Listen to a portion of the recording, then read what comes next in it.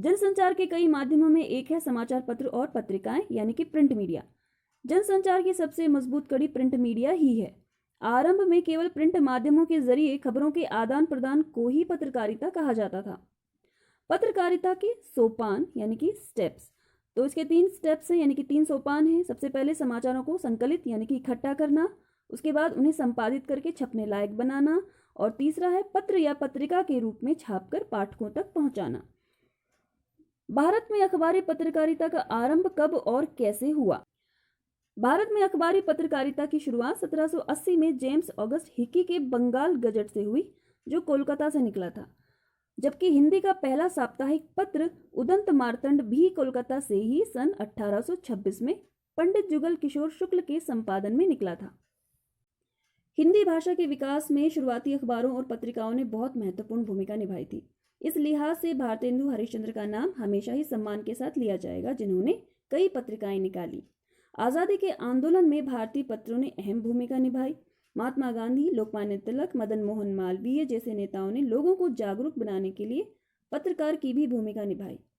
गांधी जी को हम समकालीन भारत का सबसे बड़ा पत्रकार कह सकते हैं, क्योंकि आज़ादी दिलाने में उनके पत्रों ने महत्वपूर्ण भूमिका निभाई थी। जहां आज़ादी से पहले पत्रकारिता का लक्ष्य था स्वाधीनता की प्राप्ति, वहीं आज़ादी के बाद पत्रकारिता का लक्ष्य बदल गया। शुरुआती 2 दशकों तक पत्रकारिता राष्ट्र निर्माण के प्रति प्रतिबद्ध दिखती थी।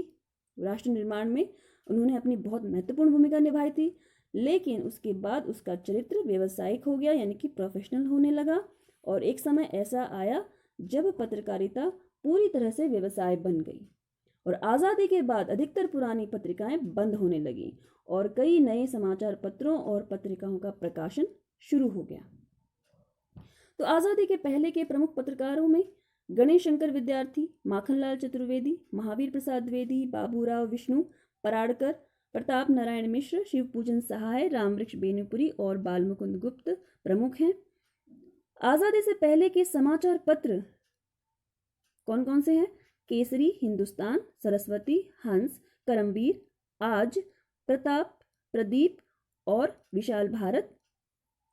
उसके बाद है स्वतंत्र भारत के प्रमुख हिंदी समाचार पत्र।